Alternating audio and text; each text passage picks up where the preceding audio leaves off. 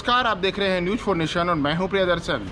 बिहार में एमएलसी चुनाव के लिए 31 मार्च को वोटिंग होगी। जी हां, कल यानी 31 मार्च को वोटिंग होगी और इसमें 5 सीटों पर होने जा रहा है यह चुनाव।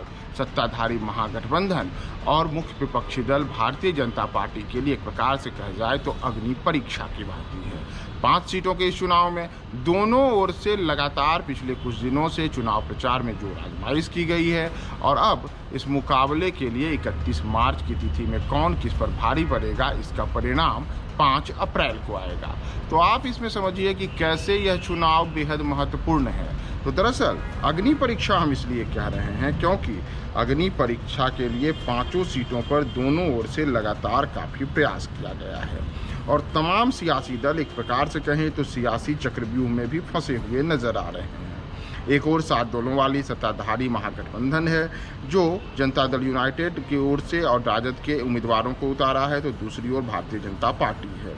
दरअसल जनता दल यूनाइटेड में बिहार में जो शिक्षक और स्नातक निर्वाचन क्षेत्रों के चुनाव है, इसके लिए अपने महागठबंधन प्रत्याशियों के लिए लगातार जोर आजमाइश की गई है। महागठबंधन ने सर्वसम्मति से सारण स्नातक क्षेत्र से जदयू उम्मीदवार वीरेंद्र नारायण यादव, गया स्नातक क्षेत्र से राजद उम्मीदवार पुनीत कुमार सिंह, गया शिक्षक निर्वाचन क्षेत्र से जदयू के संजीव श्याम सिंह तथा कोसी शिक्षक निर्वाचन क्षेत्र से जदयू के डॉक्टर श्याम कुमार सिंह को प्रत्याशी बनाया है।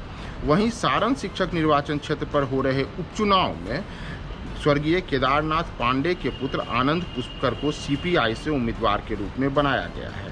यानी कि 5 जो सीटें हैं उसमें से सारण में जो हो रहा शिक्षक निर्वाचन क्षेत्र का उपचुनाव है, यह सीट सीपीआई को दी गई है, जबकि गया स्नातक निर्वाचन क्षेत्र जो है वहाँ से राजद उम्मीदवार पुनीत कुमार सिंह हैं। इसके अलावा गया शिक्षक निर्वाचन क्षेत्र, कोसी शिक्षक निर्वाचन क्षेत्र और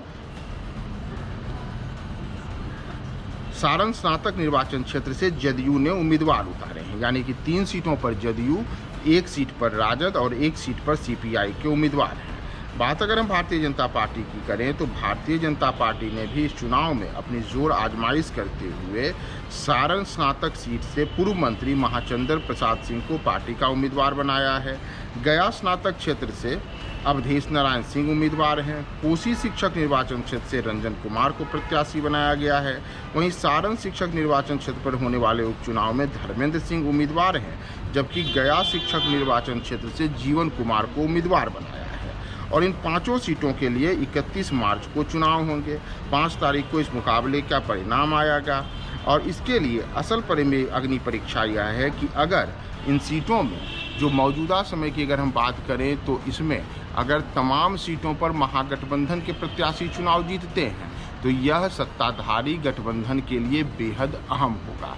दरअसल जो 3 सीटें हैं, यानी कि 3 सीट जिस पर कि जदयू के प्रत्याशी हैं, वो तमाम सीटों पर अभी जदयू का ही मुकाबले अभी अपनी पकड़ है। इसी तरीके से अगर हम बात करें सीपीआई के उम्मीदवार जहां पे उपचुनाव में उतरे हैं तो यह भी पहले सीपीआई के भी पास में सीट थी।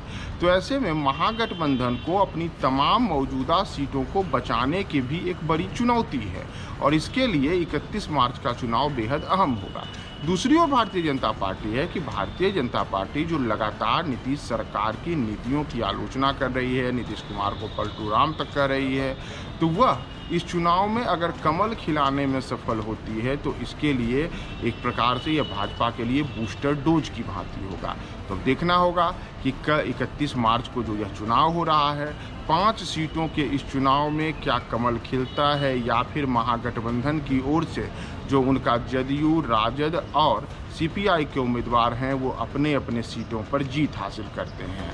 5 सीटों के चुनाव के लिए हम पल पल के अपडेट्स आपको बताएंगे। फिलहाल हम आपको यह छोड़ के बताए जा रहे हैं कि 31 मार्च के लिए बिहार फिर से तैयार है। शिक्षक और स्नातक निर्वाचन क्षेत्रों के 5 सीटों के उपचुनाव में महागठबंधन को अपनी सीट बचानी है, प्रतिष्ठा बचानी है, तो वहीं भारतीय जनता पार्टी को कमल खिला करके नीतीश सरकार पर मनोवैज्ञानिक जीत हासिल करने की बड़ी पुरजोर आजमाइश है।